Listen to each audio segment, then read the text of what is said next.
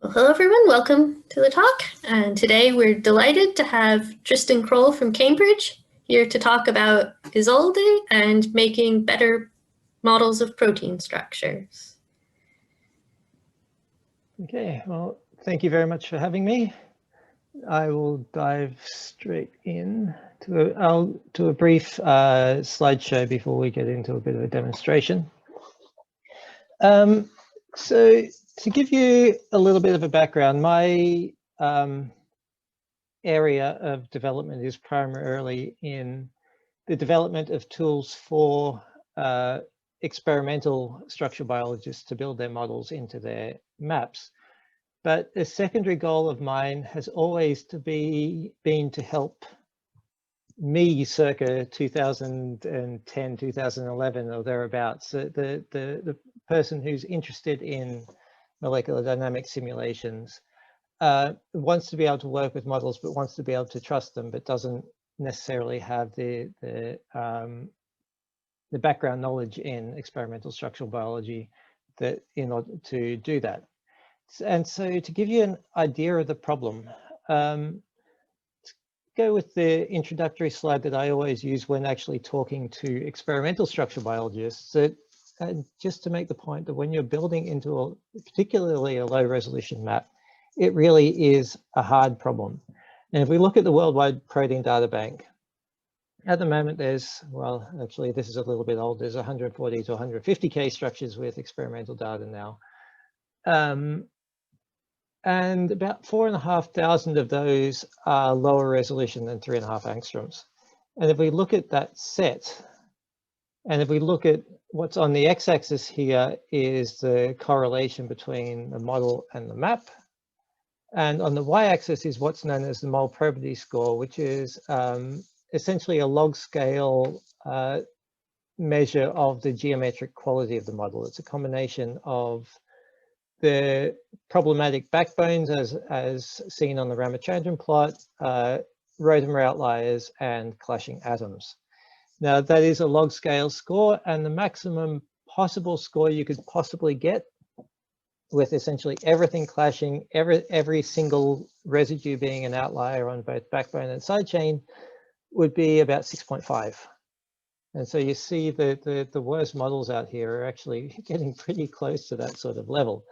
But the problem that you may note when you look at these kind of clouds of points here is that at these resolutions, at least, there is no real correlation between the quality of the model and its fit to the data. And just for reference point, these dotted green lines here are about where we want to be for good quality models. The mole probability score was designed so that the score should be roughly equivalent to its resolution, although these days I think we can do much, much better than that. And where that starts to lead into problems is for downstream users like the audience here. But an example of downstream users of these models is people doing protein structure prediction. And I had the honor of being one of the assessors for the CASP13 round in 2018 and looking at their template-based homology modeling. And looking at all the templates that we used for that round, there were 1,658 structures from the PDB used as templates. And if we take those and plot these, now in this case, the y-axis, the x-axis is resolution. And here we have the y-axis is clash score, which is the number of atoms per 1,000 that are clashing badly with each other. So with overlaps of the van der Waals radii to the point where to an unphysical degree. And that green box down the bottom is where we really want to be with these. You don't want to have clashing atoms, and clashing atoms are usually a sign of trouble. 11% of all the models used as templates actually were inside that green box. So there's a lot of outliers, even at these very high resolutions where you would expect everything to be pretty good. There can be surprising problems within your models. And if we look at rotamer outliers, we have a fairly similar picture. Here by definition, you expect around 1% of all protein side chains to be true Rosemer outliers. The number of models that actually have less than 1% was about just under 1/3 of the models used as templates here. And for protein backbone, a fairly similar story. About a quarter are in the range where we actually expect to see for a really good quality model. So if there is one take-home message that I really want to give you here, is that it should become standard practice to actually go through and directly check your specific model that you want to simulate against its original experimental data before you run any long-term simulations, because as you will see, there are many errors hiding in these models that just simply will not fix themselves with any amount of equilibration. Now, you might be lucky and you might get a model that is essentially perfect and does fix itself perfectly well, but we don't really want science to be depending on luck. We want to be able to make sure. And methods are getting better all the time, and a lot of these errors can be fixed quite trivially, in fact, in Isolde. So the other take-home message essentially is a very important one. The experimental structure is not the structure. It's the best model that the experimental structural biology practitioner was able to build in their map. But the abilities of structural biologists, just like the abilities of people in every other field, differ quite markedly. The quality of maps differ markedly. Errors happen. And yeah, as the saying goes, all models are wrong, but some are useful. And in the case of the CAS meeting, one thing that became clear was that many CAS participants never actually considered the model quality or even the resolution when choosing templates.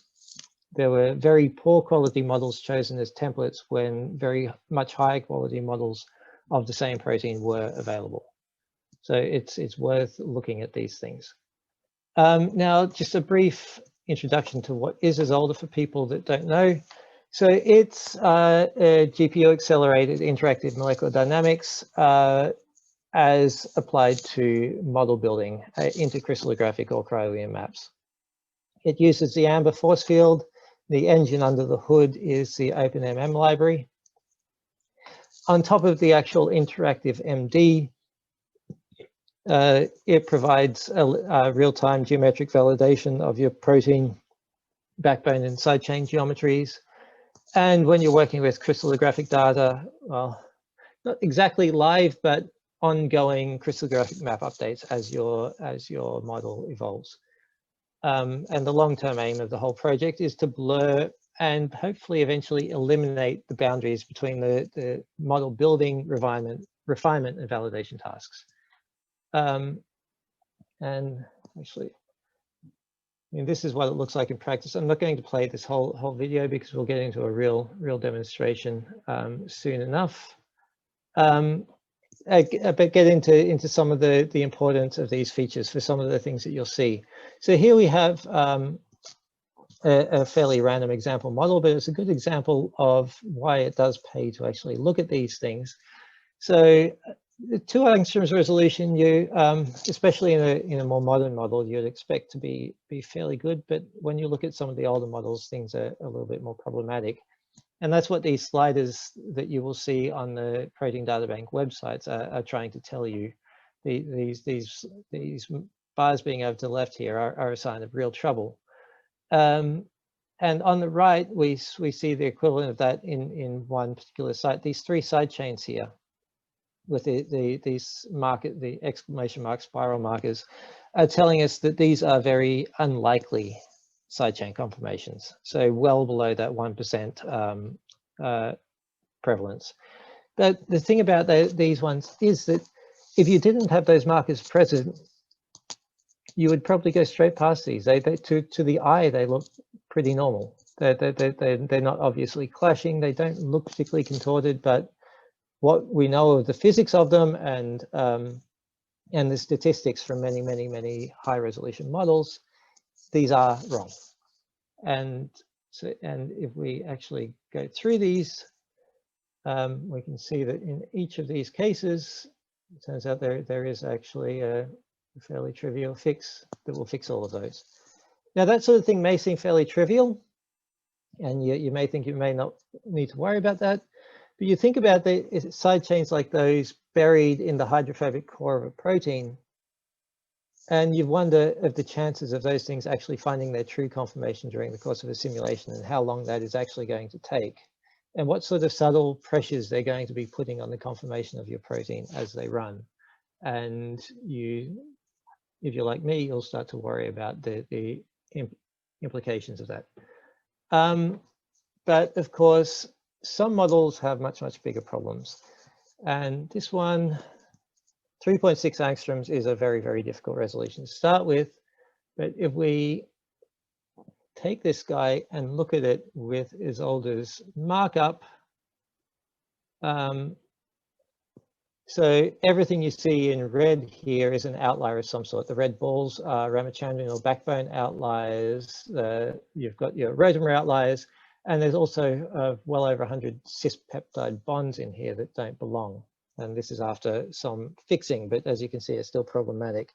Now, if you want to be running molecular dynamic simulations and you come across a model that looks anything like this, I would just say turn and run screaming. But if you really desperately have to, you can at least get some fairly significant improvements on a model like this in Isolde. Now, something a little bit more up to date. While these sliders are useful, the validation metric sliders are quite useful, they don't tell you everything.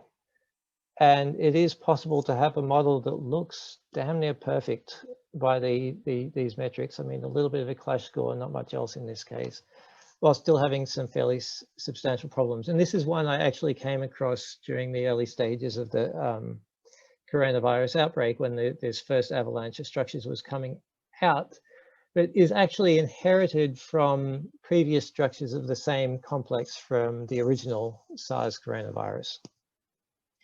Now this model looks great, but if you look at the C-terminal helix of chain A, which is a little bit disconnected from the rest, it has a loop preceding it that is not resolved, and it's only about, the helix itself is about 9 residues long, so there's not a lot of density to go by. But it does appear to be important, because this and other structures show that it does actually make contact with the bound RNA. If we look at this guy, turns out this whole helix is actually 9 residues out of register.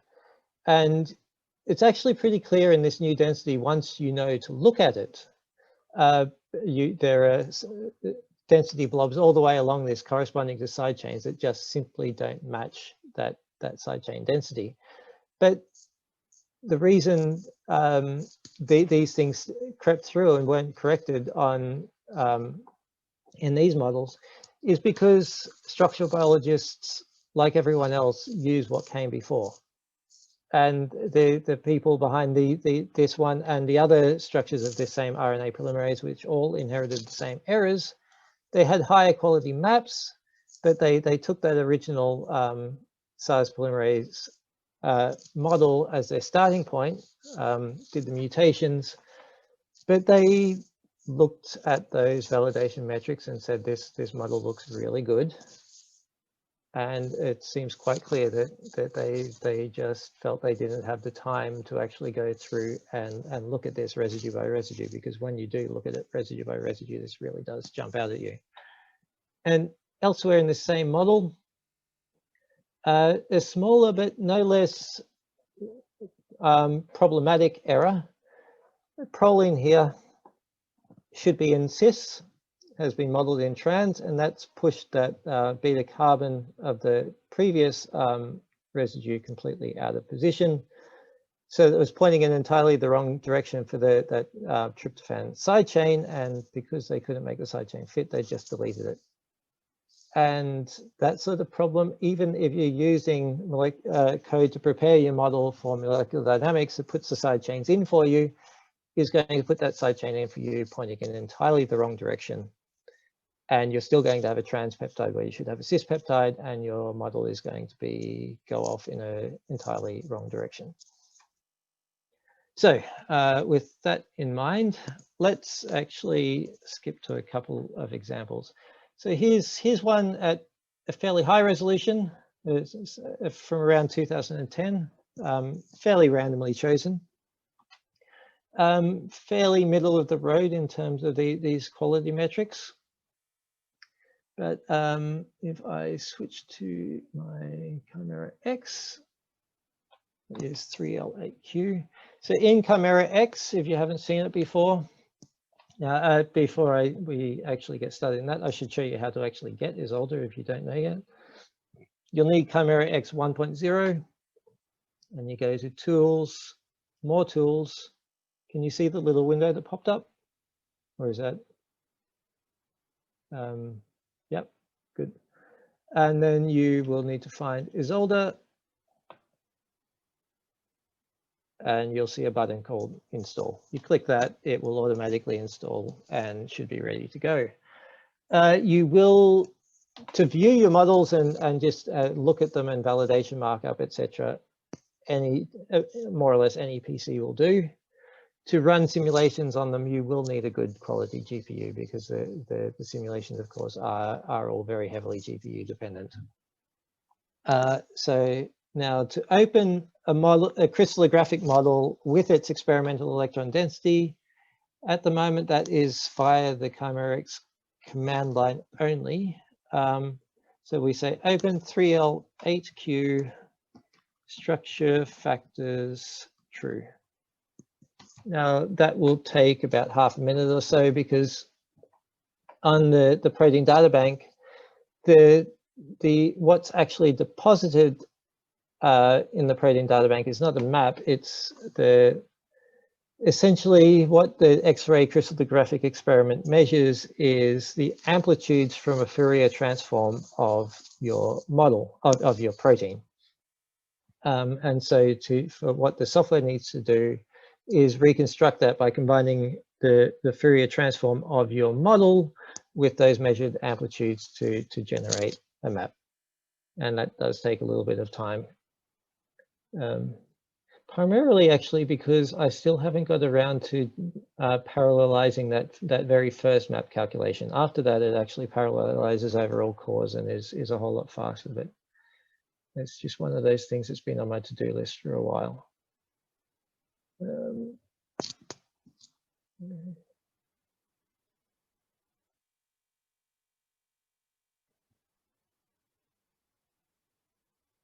And yes, and part of this, of course, is that high resolution models have many, many, many, many more reflections in them. So everything does take that a little bit longer.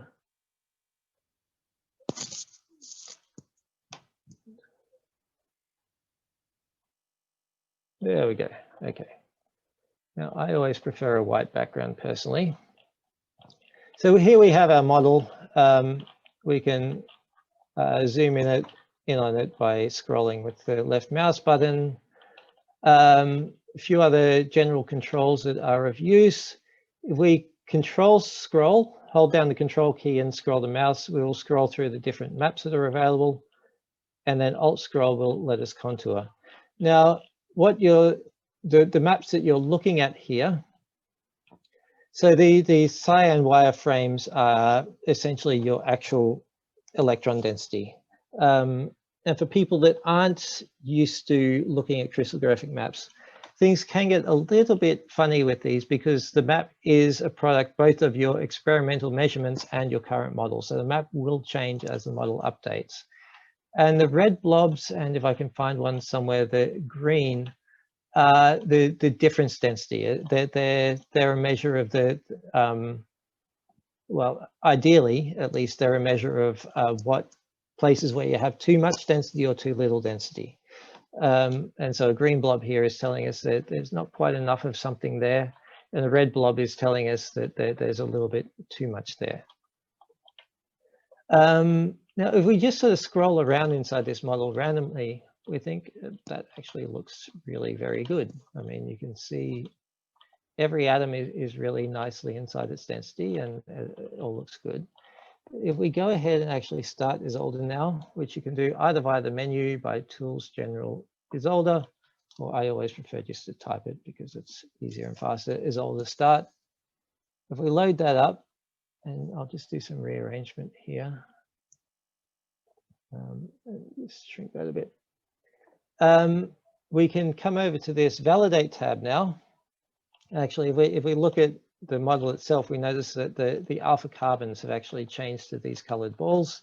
Those are telling us what this model is like on the Ramachandran plot. Green is nice and happy, but a red or pink would be telling us that that is a problem residue.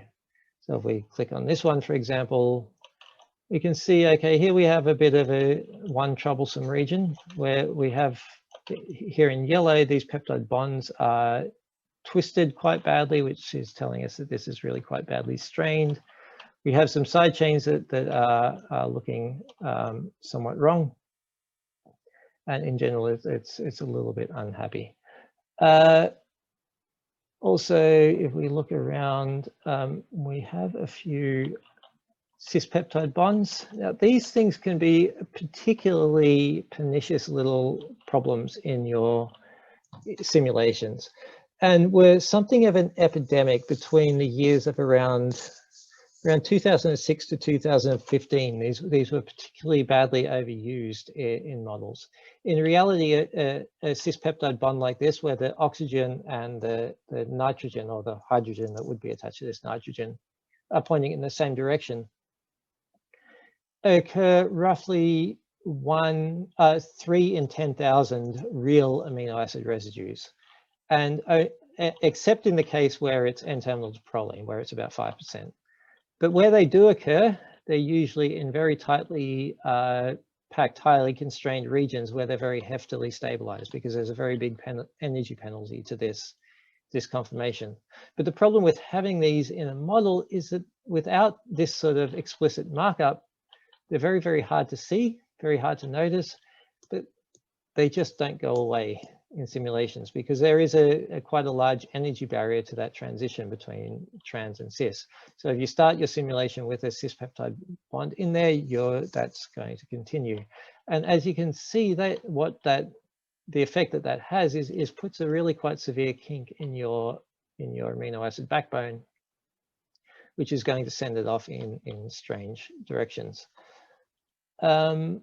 And if we look at side chains, we don't have too many side chain outliers, true side chain outliers here. We have quite a few low probability ones. Here we have another nice cis peptide bond in the corner here. But anyway, looking at it is all well and good, but what we really want to be doing is doing something about these. So the first thing we need to do, because this is a molecular dynamics environment, we're going to have to add hydrogens, and that is fairly easy. We just type in add H on the command line here, which usually covers most situations. That will take a little while for something this size.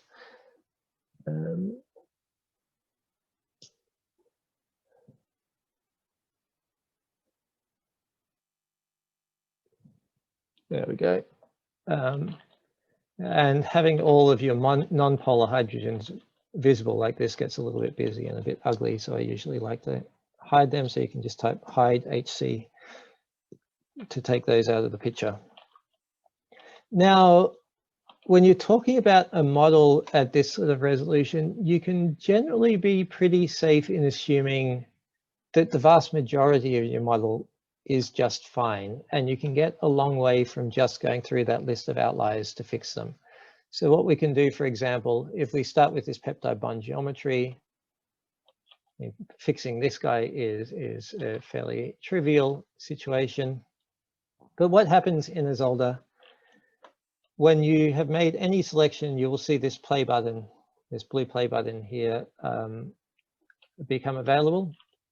And if I press that now, this selection of one atom will be expanded out by 3 residues each direction along the chain, and then by 5 angstroms out in every direction around that selection. to make this little mini simulation in the general area.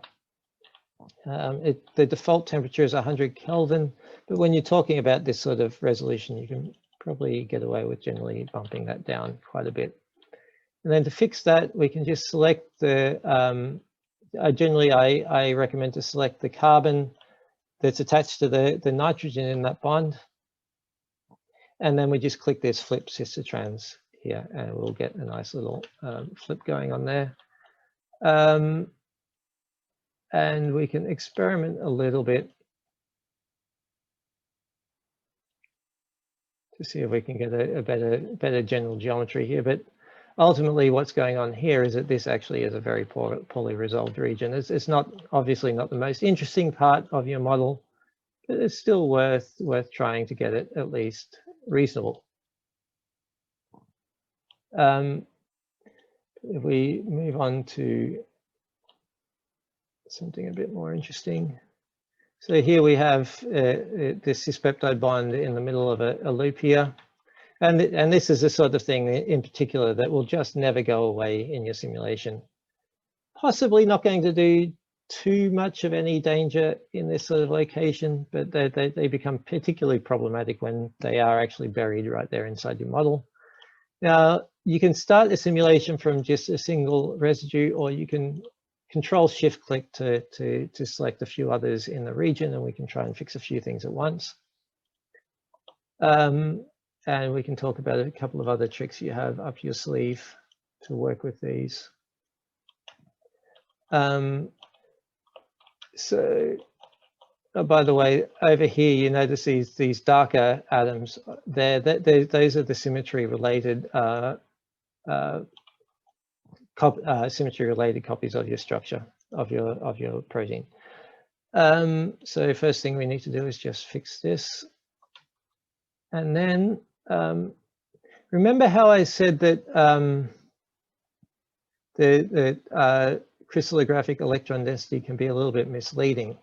And here we have, to start, something that is a little bit unusual. There's this side chain pointing up in the same direction as the previous one along what looks like a beta strand, and then this blob of green density underneath. And we can just play around and try some experiments here. If we pull that one down there, and then we can experiment with tugging and see where that ends up. And if we just wait for that to, oh, no. Yeah. So that is a common problem, especially in the worst resolved parts of a crystal, is what's known as model bias, is that your map can tend to start just trying to look like what you've put there, because the actual what your experiment provides you with is the Fourier transform amplitudes, but the majority of the actual information is contained in the phases, which are actually being provided by the model itself. So you always have to take a little bit of skepticism in these weakly resolved regions and really try to focus on the model itself, as in what is the model happy as such. So if you have an outlier present, you should be looking to see either what is forcing that outlier to be there, or if there is another solution that is more is stable and non-outlying. Because what outliers ultimately are is simply energetically unfavorable states. So you should be paying attention to hydrogen bonding and hydrophobic interactions as much as the density to try and get a picture of what's going on here. For example, here, that threonine that I just flipped there, it was fitting the density reasonably the way it was around, except that you had the oxygen in what was mostly a hydrophobic space and the carbon pointing towards this serine over here. If we flip it around, then suddenly everything looks a whole lot happier.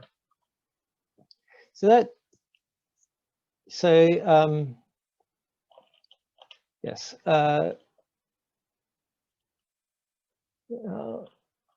And there's one other interesting example in here. So as well as these, I won't go through those twisted ones, but if we go through here. So on the flip side, it's also worth looking at your cisprolines, even though, remember I told you that cisprolines are quite a bit more common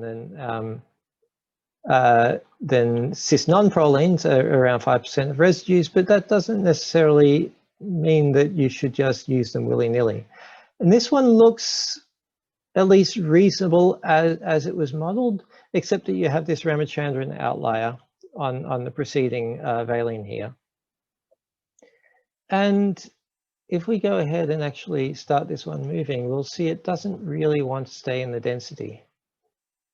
And the other thing that is a little bit questionable about it is that there just isn't that much around it stabilizing. And see here, it really wants to push out of the density the moment you start it moving, suggesting it really has been a bit force fit.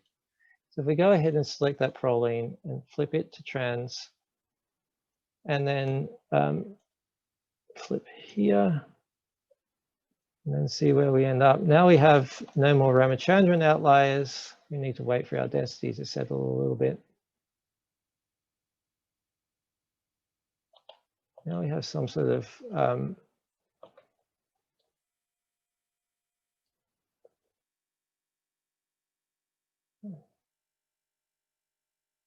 now we have a backbone that looks a whole lot happier, and in general is looking much more plausible. So as you can see from this, you'll notice that in these, what are the more weakly resolved regions of an otherwise high resolution protein, there can be quite a bit of room for conjecture, and that is simply a problem of all of these things. And when in doubt, sometimes it may be worth trying both conformations of or multiple conformations to see which one actually works best and which one is the most energetically favorable to come to a better outcome. But if we look in these higher resolution places, for example, if I was to try to come in here and do the same sort of manipulations that I was doing out on those loops, we will see that there, as soon as we actually get moving, that there's generally a lot less scope for model bias in these high resolution, in these well-resolved regions. So if I pull this guy out of density and wait for the map to update,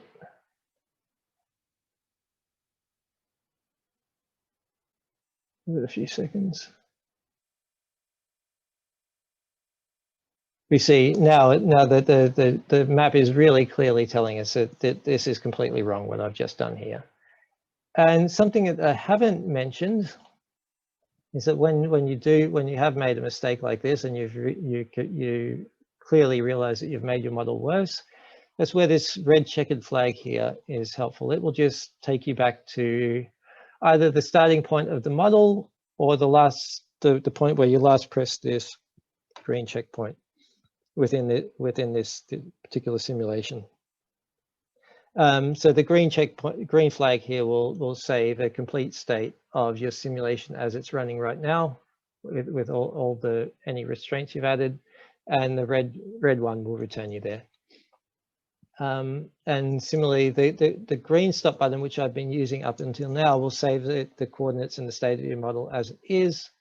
The red one will take you back to that last checkpoint, and this final red stop button over here will take you back to exactly as it was when you first pressed that play button, no matter what you've done in between. So before one, and let me just switch back to my PowerPoint. So that's high resolution. So generally, the sort of situation you get with high resolution is that the majority of the errors you will run into are relatively localized out on those flexible loops that are much more poorly resolved than the rest of the model. The occasional bad rotamer. That's about it, except for the other somewhat common problem that you'll run into is misidentification of blobs, such as waters. Common problems, people placing a magnesium ion where a water should be, or a water where a magnesium ion should be. That sort of problem. Or in one particular case, in the crop of SARS-CoV-2 structures, a chloride ion where a zinc should be, which is particularly problematic for your model. But now, so moving on to your medium resolution, which is more what Isolde was actually built for, not so much for these very high resolution structures. So this is 3MCE, again, fairly randomly chosen. So this is 2.4 angstroms. Now, 2.4, you can still generally see enough density to quite comfortably identify most side chains, but you start to lose a bit of the definition of the backbone geometry, and you develop more ambiguity. And in what can be a bit of a bonus, actually, you see many fewer resolved waters, and you generally don't tend to see alternate conformers either. So I will switch back to Camera X and we'll open that one up.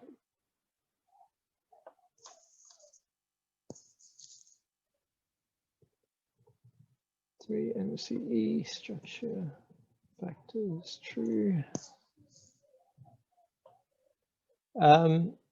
Now the demonstrations I'm doing here are in crystallographic models because, let's face it, that is the majority of a protein data bank right now.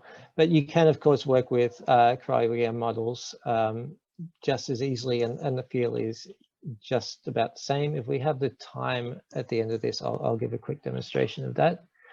So here we have a sorry, let me just, I've been meaning to do something about that as well. These iodines come up as ridiculously large spheres. So first thing again, add hydrogens and hydrophobics. Now, when I said at high resolution, you can generally get away with simply going through the list of outliers and being fairly safe.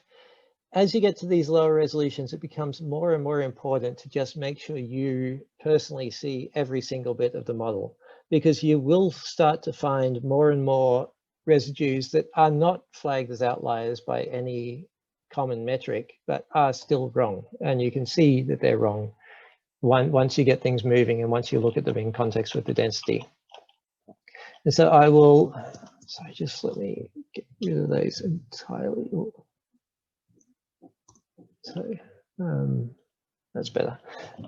So what I'm going to do here is just, actually we can get away with doing simulating the entire model here. So I'm just going to set this model moving, and then give you an idea of the general process of actually really checking a model with that fine-tooth comb. So if just get things going and that initial settle out of the way, and adjust the map a little bit. Now, so the command Isolde step will take you initially to the first residue in your model, and then each repeated command will just start taking you through residue by residue. So you can take a look, quickly take a look, check that it fits its density, check that it's not an outlier, that it's making sensible hydrogen bonds in context with its surroundings, and then move on to the next one. Now this is an interesting one. This residue here, this glutamic acid, is marked as a rotamer outlier, but remember that just because it is an outlier doesn't mean it's wrong. And just because it's not an outlier doesn't mean it's right.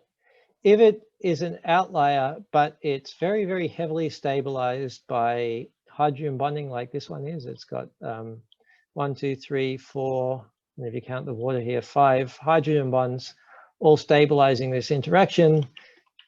The whole side chain is in density. There's the hydrophobic interactions that look like they'll prevent it from other conformations. That's perfectly reasonable. You leave that entirely alone and you move forward. You will see side chains like this phenylalanine here that simply don't really have much density at all, unless we scroll down to really low contours. Not much you can do about that. That's just suggesting that that is somewhat mobile in reality. And as long as it's in a conformation that makes sense, again, you just leave good enough. So, but as we move through here, now we have our first real problem. And here we have something that, as I was saying, is not an outlier. It's not a Ramachandran outlier. It's not a Roedemer outlier. But it is wrong. You see this red blob of density here is saying there's too much stuff here. The green here is saying there's not enough. And sure enough, if we take this peptide bond and simply flip it, now we have something that actually fits the density much, much more neatly and is just as happy as before. Here we have a somewhat marginal residue. Now, remember, if you're not sure about something, you can always click this green button to save a snapshot as you are and simply play with it. So here we can cycle between different Roedemers and see, and yes, that is perfectly stable in the most highly favored Roedemer conformation and is fitting the density just as happily as that as the previous one. And so like that, even for a rather large model, once you get into the swing of this, you can get through really quite quickly. You can dial up a Roedemer, or you can just tug things around like that. And at this sort of resolution, you still expect the vast majority of residues to be just fine. You'll go straight past them very, very quickly. And just spend your time focusing on the ones that matter. And the ones that matter will vary depending on your particular application. If you're talking about molecular dynamics, if you see a residue pointing off into space that happens to be a Roedemer outlier, you may decide that doesn't really matter because that's going to sort itself out within the first few picoseconds of equilibration, and you'd probably be quite right. But if you see something like this that is more towards the core, you should stop and take the time to see if you can find a better solution for it, because that may well never fix itself. So this sort of resolution, your 2.5 to low 3 angstrom resolution, is the sort of range that Isolde was really built for. So to really just get through these things, get it fixed, and essentially to know that you have it fixed when you do it. Well, here you have another common problem. If we stop the simulation, we have the protein backbone here continues on here, but someone or some automated software has gone and built some waters in its place. We can still, we just select those waters. Actually, no, just those 3. And we can just say delete, and we can go ahead and delete those. If you are feeling keen, or you're particularly interested in the water coordination at key sites, and you see a blob that is probably a water that hasn't been filled, there is a command. As long as you don't have a simulation currently running, you can say Isolde add water, and you will get a little water there, and it will automatically start up a little simulation to put it in place, like so. a similar command, not that I have a good example of where to use it, but we can go ahead and just give you an example. You can also say Isolde add ligand, and that will work for any ligand that's currently in the chemical components database. So using a PDB standard nomenclature, but only at present it will not actually attempt to do any preliminary fit to the data for you, and only residues that you actually have templates for, MD templates for, will actually run. Isolde has templates for about 15,000 residues built in. For other new ones, if you have amber parameters for your residues, then you can convert them to the OpenMM's XML format, as long as you put those amber files, the .frcmod and .mol2 files, in your current working directory, and click this convert amber files. Then that will convert those to OpenMM's XML format, and then you can just load them using this button here, and they will just work. We notice a little clash going on here. One thing to note with Isolde is that it is, while you can see symmetry atoms like this, the simulation can't. It turns out that trying to do symmetry-aware simulations in arbitrary crystallographic space groups is a really, really hard problem that no one has really solved. I'm not sure anyone ever really will. So at the moment, those symmetry atoms are for display only.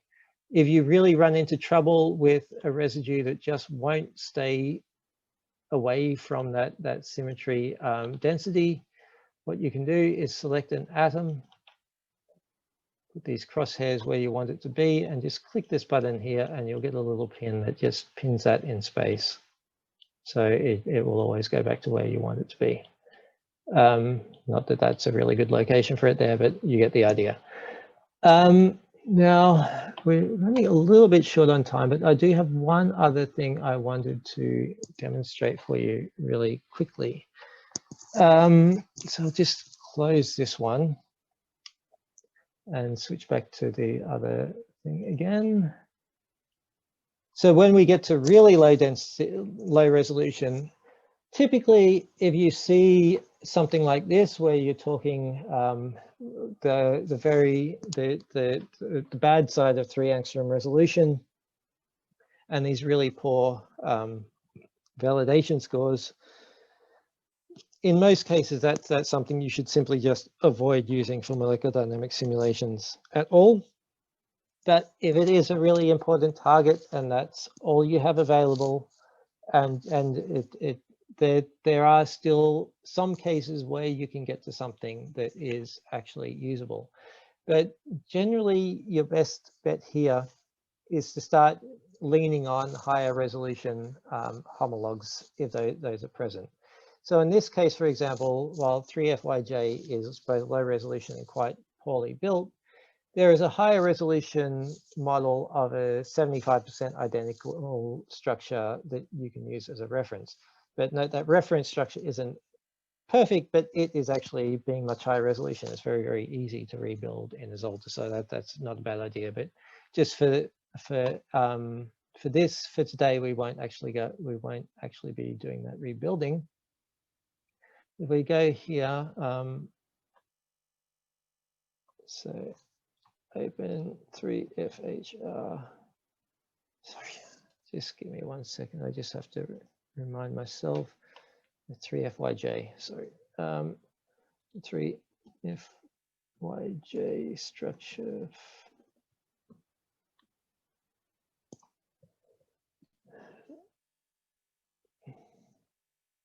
So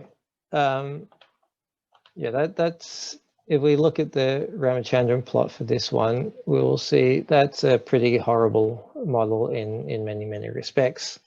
We have a long list of outliers on every metric, but now if we open 3FHR, and we don't actually have to do this next step, but we, just for clarity purposes, we can just align it So we can see that it does actually overlay really quite nicely with the model.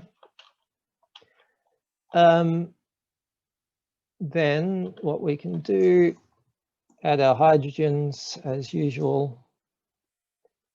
And we have this command, and hide HC. We have this command, Isolde restrain torsions. Isolde restrain torsions. Model 1, templates, model 2, and over quite a wide angle range in this case. We'll go over 120 degrees. And so what this has done is basically gone through every protein dihedral in your model and matched it to the corresponding dihedral in the template and added a restraint which will try to restrain the model to the template as long as it's within 120 degrees at the starting point. Outside of that, the potential flattens out so that it doesn't pull particularly hard. So if we just hide the template now and we just select our model, actually what we'll do is just show this Ramachandran plot so you can see what's happening. If we go ahead and press play here. And now you'll see these restraints will very quickly pull most of this garbage into place. And then, so your model's immediately looking better, but remember, that's not a substitute for still actually going through and looking at your model. It's just a tool to help you. For one thing, about 25% of the residues are different in this model compared to the template, so those side chains will not be restrained at all. So they need to be checked, and there are places where the template and model will differ to varying degrees. So you still need to go through with that Isolde step and work through your model to actually find things that still don't make sense and see. And if you actually look at this density now, you can see why these mistakes are made. Although this is a particularly extreme case, you can see when you get to this 3.8 angstrom sort of resolution that your density is getting very, very blurry. You have not much more than vague blobs for each sidechain. A lot of sidechains disappear entirely, and you really, really, really need to be focusing as much as possible on the physics of your model and that prior knowledge about what's likely and what's not likely in order to actually have a good chance of getting a reasonable result. But nevertheless, with a little bit of work, this model can be brought to something that is, with some caveats, of course, something that I would feel comfortable running at least some preliminary simulations on, whereas that original model is pure garbage in, garbage out. You start running a simulation of that and you're going to end up with rubbish. Anyway,